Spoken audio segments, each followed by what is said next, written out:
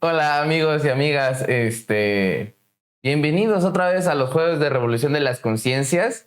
Estamos platicando hoy, nos toca platicar sobre temas económicos y para los temas económicos no hay nada mejor que platicar con nuestro amigo Pavel Sandoval. Pavel, ¿cómo Hola, estás? ¿qué tal, amigo Jesús? Amigos, gracias por acompañarnos. Qué bueno que nos estén acompañando.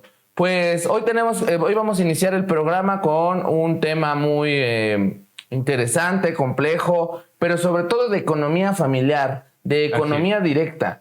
El tema del gas. Como ustedes sabrán, y sobre todo como ustedes lo han visto en sus cuentas, el gas ahí viene, y al grito de Chicoche, cuidado con el gas. Ustedes lo han visto seguramente en sus recibos de cuenta, que cada vez el gas es más caro, ¿no? Y dices, oye, no me baño, no cocino, trabajo todo el día, llego de vez en cuando en la noche, me caliento algo y estoy pagando 300, 400 pesos, o el cilindro ya está llegando a costar en 620 pesos. Una cosa brutal, bárbara. Y a partir de esto, el 7 de julio del presente año, Andrés Manuel López Obrador, el presidente de México, comenta: vamos a crear una nueva rama de Pemex para entrarle al tema de que haya un gas justo, un gas más económico. El 24 de julio dice: la primera planta va en Iztapalapa. Entra en vigor esta nueva regulación de precios por parte del gobierno central, del gobierno federal, perdón, el 1 de agosto. Y el día 2 de agosto, el lunes, que seguramente muchos capitalinos lo vieron, varias pipas, varias empresas por ahí hicieron bloqueos en la ciudad. Cosa curiosa, la Asociación Nacional de de Transportistas de Gas, se deslinda de esta acción y dice: nosotros no tenemos nada que ver, no es nuestra situación. Y entre pasa una cosa y pasa la otra, el gas sigue caro. Sí. Pavel, ¿por qué está caro el gas? ¿Qué rompimos? Pues mira, yo creo que nos tendríamos que remontar a la reforma energética, que desde el 2017 fue donde pasa la primera etapa y dicen, y recuerden los spots, ¿no? Con la reforma energética van a bajar los precios del gas, combustibles y energéticos en general. Y vemos que no es así. Entonces, a partir del 2017 se liberan los precios y se supone que el mercado iba a empezar a comportarse por sí solo, a autorregularse, ¿no? Y que por la propia competencia, las propias empresas iban a generar tecnología o innovación para poder generar una competencia sana, homogénea, y los precios puedan competir. Pero solo hay 5 empresas. Es un tema, solo hay 5 empresas, que me recuerda mucho al tema de los medicamentos. Cuando hay tan pocas empresas, en realidad, ¿cómo puedes decir que hay una justa competencia? O el Instituto de la Competitividad debe estar volviéndose loco, porque con 5 empresas no hay libre mercado en realidad. Claro. Y también yo creo que hay que decirle a los compañeros que nos están viendo, a nuestros amigos, que existen 2 tipos de gas, ¿no? El 70% del gas licuado de petróleo, que es una combinación entre gas butano y propano, y son derivados del petróleo, la mayor parte viene importado. El 70% viene del extranjero y de igual manera una parte son 5 empresas que se lo dan a unas concesionarias para que lo distribuyan. Y el problema aquí con la regulación de precios es que no son las empresas más grandes, las 5, no están sufriendo esa regulación de precios, sino se los trasladaron a los comisionistas. Y es ahí donde ahorita existe este nudo, donde prácticamente el mercado está castigando este comportamiento. A ver, explícamelo más despacio. La regulación de precios no se la ponen a las empresas, las 5 empresas grandes distribuidoras de este gas, sino a los concesionarios. Sí se las ponen. Ajá. Pero son las empresas, estas 5 empresas que trasladan eso. Ok. Las empresas lo hacen. Claro. Y es ahí donde se reduce el margen de ganancia para ellos, ¿no? Claro. Pero también cabe destacar que estas empresas o estas concesionarias, los que vemos que nos están gritando el gas, pues a veces no están reguladas, ¿no? Entonces puede haber terceros que estén comprando el gas, rellenando los tanques, y lo hacen de una manera poco profesional. Y también poco ética, puesto que muchos padecemos que, pues a veces el tanque nos dura menos de lo que realmente compramos, ¿no? Entonces todo esto llega a que el Estado genera una regulación. Porque cabe destacar que también fue un compromiso de campaña del actual presidente. Eso yo quisiera comentarte. Dice Andrés, vamos a meternos al tema de la competencia de gas, en esta idea de vamos a dejar el libre mercado, que sigan las empresas, pero con un nuevo competidor, una distribuidora del Estado. ¿Tú cómo ves esa situación? ¿Es correcto? Sí, indiscutiblemente. Y seguimos en las condiciones de libre mercado. Porque al final el Estado es quien debe regular. Y aquí tenemos a 5 empresas, que se le llama un oligopolio, se ponen de acuerdo para que el margen de ganancia sea cada vez mayor, ¿no? Y de hecho, quienes únicamente tienen ese beneficio son esas distribuidoras, más no los concesionarios que hacen la labor de distribuir a nuestra casa, ¿no? La última milla, por así decirlo. Entonces, yo creo que el Estado está generando lo que hace mucho no hacía, que es intervenir el mercado, regularlo ante estas imperfecciones que existen, ¿no? Que económicamente así se les llama, pero en realidad no es una imperfección, es porque simplemente las empresas están tratando de acaparar el mercado con la mayor ganancia posible. Claro. Esta situación es muy sensible porque el gas LP generalmente es el más utilizado en los hogares mexicanos. Es el gas que la mayoría de la gente consume y por eso mismo ha sido tan notorio esta situación de que la gente se ha sentido muy afectada en su bolsillo. Hay algunos datos por ahí que nos indican que el gas tan solamente en el último trimestre, en estos últimos 3 meses, subió un 6%, pero ya venía de otro casi 6% también. Entonces, de hecho, perdón que te interrumpa, desde el 2017 a la fecha, el gas por litro directamente en el centro de distribución, desde el 2017 a la fecha tuvo un aumento aproximadamente del 66%. Del 2017, entonces no ha habido ningún tipo de beneficio para el usuario por esta desregulación que existió. Y por otro, también el gas que llega con tu tanque, que te lo venden por kilo, ha tenido un aumento desde el 2017 aproximadamente arriba del 85%. O sea, que es realmente las familias mexicanas se han visto afectadas desde que se generó esta reforma energética. Claro, totalmente. Justamente es lo que se ha argumentado tanto, que la reforma energética del 2017 con Peña Nieto ayudaría muchísimo a los bolsillos mexicanos porque el mercado se iba a autorregular. Y yo siempre he dicho, tiene toda la razón, si se autorregula para destruir todo, pero pues se regula, ¿no? O sea, ellos mismos están regulados para eso. No tendríamos que esperar que hiciera otra situación el mercado energético, ¿no? Pavel, ¿tú cómo ves, como para ir cerrando a lo mejor esta situación del tema del gas, va a bajar? Sí, yo creo que hay que esperar a que el mercado se comporte por sí mismo. Bueno, ya bajó, ¿no? Porque ya hubo una regulación de precios. Entonces, sí, claro, ya bajó. Claro.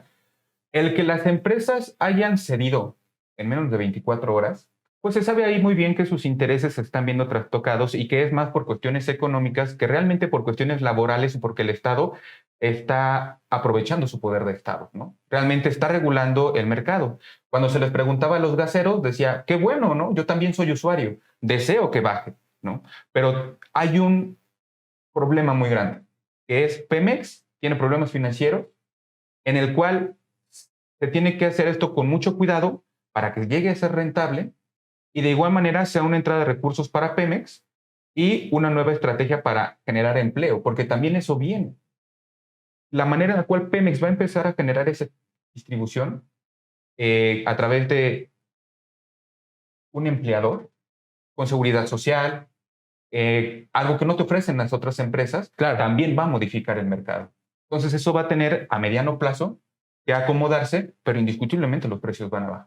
Claro, totalmente. La secretaria de Energía, Rocío Nale, comenta en un tuit hoy en la tarde que no existe un desabasto de gas en el país. No es por ahí esa situación. No es que haya un mal manejo de la economía por parte del gobierno de Andrés Manuel, sino que se trata de muchos factores, tanto los empresariales, tanto, efectivamente, como tú lo comentas, que el 70% en realidad es gas LP de otros países, pero digámoslo bien, es de Estados Unidos. Así es. O sea, importamos mucho gas de Estados Unidos y se cobra en dólares. Entonces, ¿ha existido un aumento de precios en el gas LP? Sí, porque se cobra en dólares. Sí, porque a partir de la pandemia y del año pasado, que bajó muchísimo el petróleo, tú te acordarás que hasta estaba en -0, ¿no? O sea, te cobraban por almacenar el petróleo. Ha habido un crecimiento. O sea, ahorita el barril está en $60. Obviamente es uno de sus mejores precios desde la caída del petróleo del 2008. Es uno de sus mejores precios.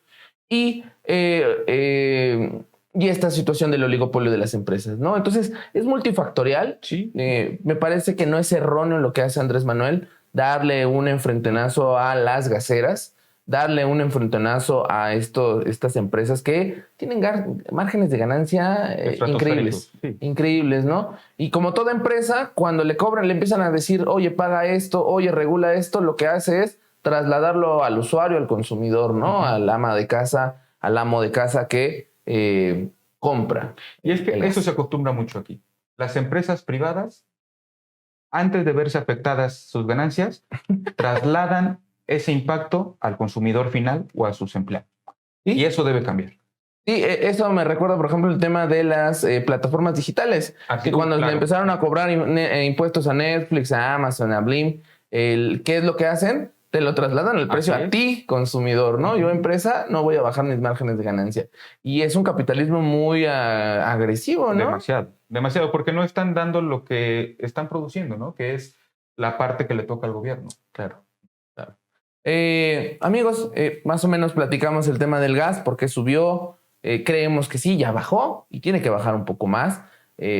Ahí yo diría, vamos a ver si Pemex tiene la capacidad. Así es. Hay que ver si Pemex tiene la capacidad, porque esto es otra rama que se va a doler muy fuerte, muy necesaria, pero también hay que decirlo, si fracasa va a ser un golpe muy duro para el gobierno y para los bolsillos de la gente, ¿eh? Yo creo que es difícil que fracase, ya que la gente lo va a ir apoyando. Claro. Porque va a tener un costo menos. Claro. Vamos a hacer un pequeño corte, regresamos con los datos del INEGI. Estamos creciendo y cómo nos ha ido en el país.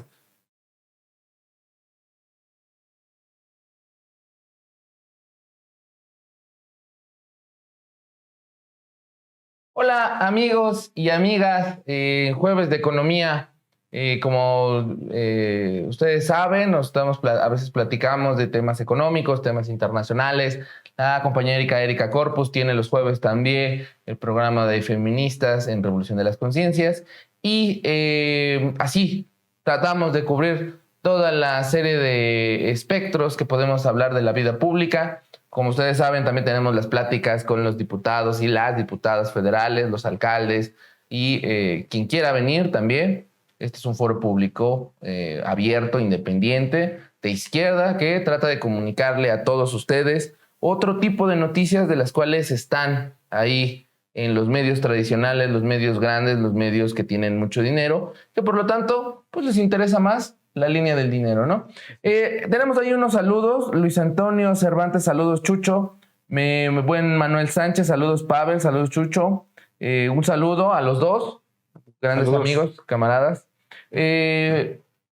Pavel, el 27 de julio pasado, la semana pasada, el INEGI publica una serie de datos y estadísticas de crecimiento económico y del empleo en México. Así. ¿Cómo nos fue? ¿Reprobamos, aprobamos o nada de eso? Comparado con un año de pandemia. Pues mira, el año pasado el INEGI había realizado una encuesta telefónica muy similar a la que se realizó, pero esta vez se realizó directamente con los datos levantados con el censo. Y sí existe una diferencia, ¿no? La diferencia es que existe crecimiento, pero de una manera muy marginal, muy pequeña. Uh-huh. El Estado ha generado un manejo económico, creo que muy inteligente con la pandemia, en el cual el primer acierto es no endeudarse y de igual manera no rescatar a las empresas que tienen la capacidad de financiarse a sí mismas.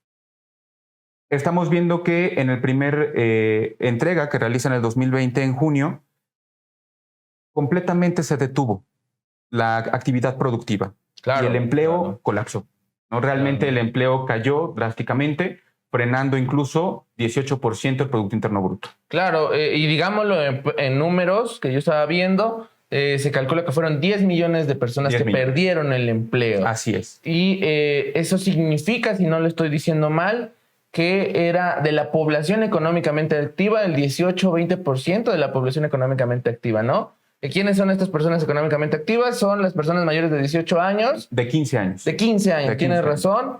Hasta los 65. 65 años que están en condiciones de laborar, Así es. que son un poquito arriba de los 50 millones en México, ¿no? Efectivamente. Sin embargo, hay un dato interesante. Se pierde el empleo el año pasado, pero en este año se llega a recuperar aproximadamente 6.5 millones. Sin embargo, en este año también entran a esta parte de actividad económica 7 millones más. Por lo tanto, aquí vemos que sí se recupera el empleo, pero aparte tenemos el rezago de los empleos que no se han podido generar ante el crecimiento poblacional. Claro. Y eso es algo que todos los países, en particular los países latinoamericanos, nos vamos a enfrentar porque tenemos una tasa de natalidad muy distinta a los países europeos o asiáticos, ¿no? Que ellos no se tienen que enfrentar este tipo de estrategias económicas, puesto que su población pues rebasa los 40 años, ¿no? No es una población joven. Aquí la mayor parte de edad pues son de 15 años para arriba, ¿no? Hasta los 40 es la mayor parte de los de personas que están económicamente activas y que aportan a la economía. Algo muy importante también es ver cómo la economía formal cae estrepitosamente, Claro. y empieza a recuperarse muy lento. Así es. Sin embargo, el mercado informal Sí. cae abruptamente, pero se recupera casi inmediatamente. Claro. Entonces aquí vemos que el autoempleo fue una estrategia que buscaron muchas familias mexicanas para poder salir avantes hasta esta situación.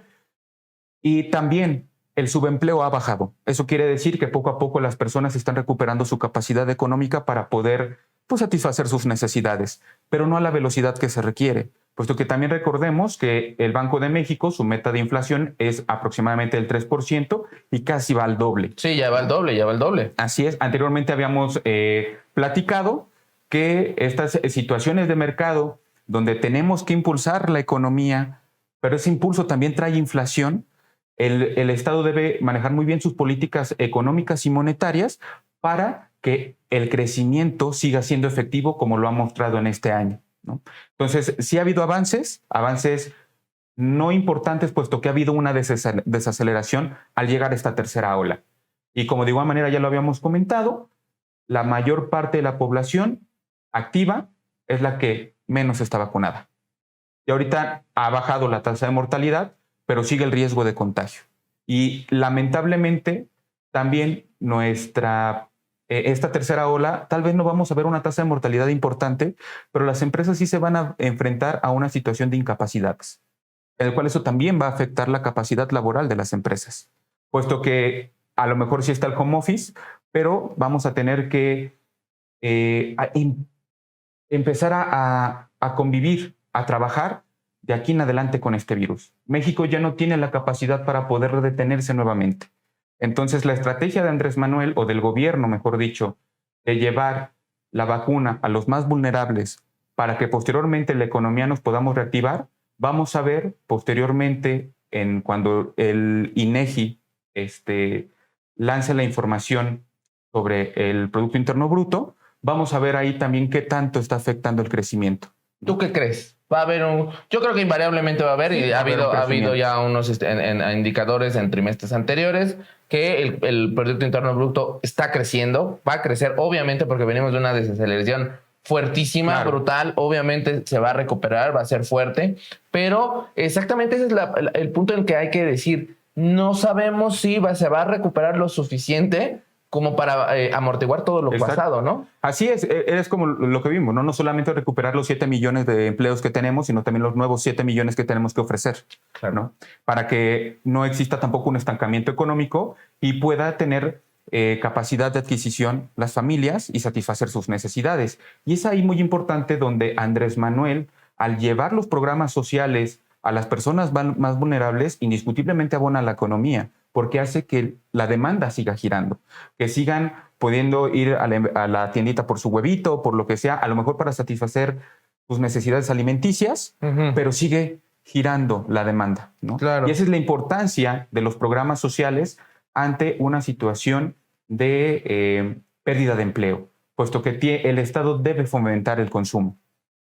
Pero también es importante mencionar que económicamente hablando, Andrés Manuel tiene una estrategia en la que debe generar intervención de Estado para mejorar también la calidad del trabajo.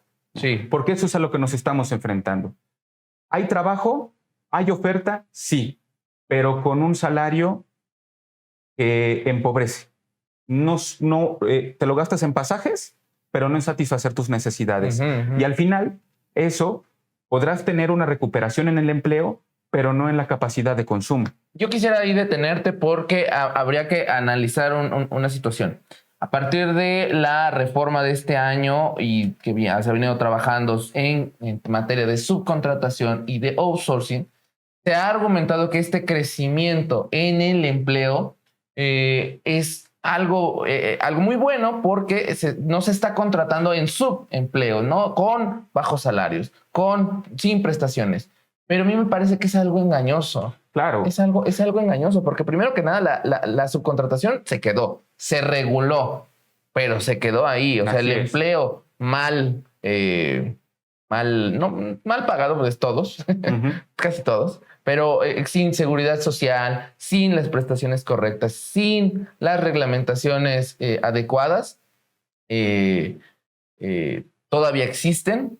Ha crecido el empleo, sin duda, es cierto, pero me parece que es un tanto engañoso decir que no ha desaparecido el subempleo, ¿no? Con esto, como tú lo mencionas, ¿no?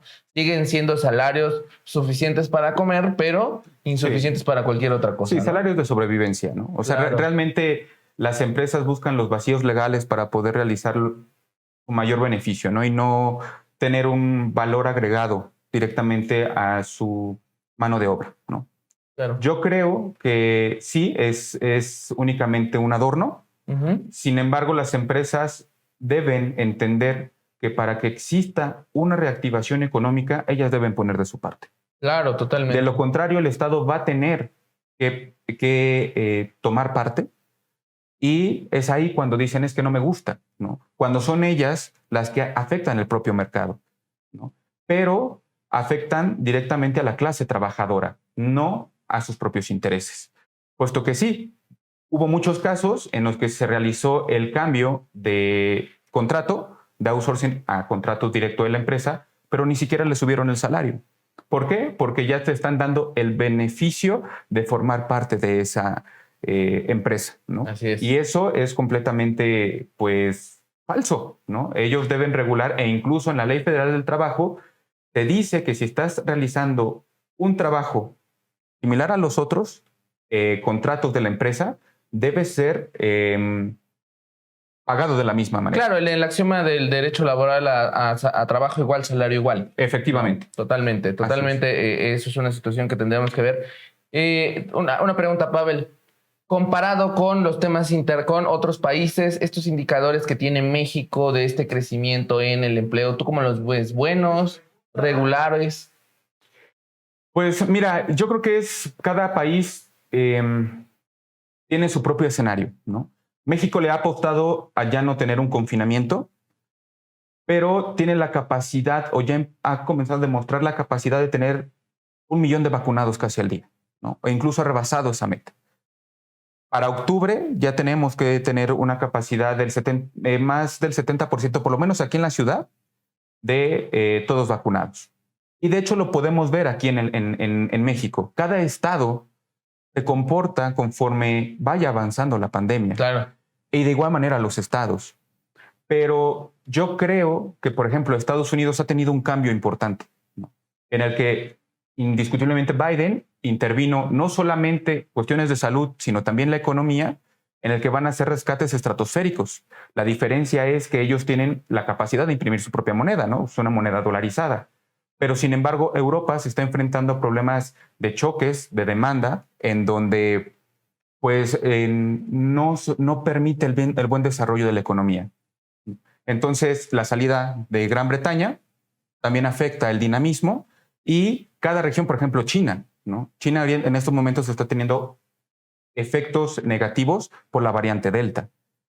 Y aunque tiene un crecimiento muy importante, esto va a tener una repercusión en su economía. Depende de cada país. México sin duda lo está haciendo, creo que como lo puede hacer, con las herramientas que tiene, y creo que cada país lo está haciendo de esa manera, y que somos afortunados. ¿Cuál va a ser la ventaja?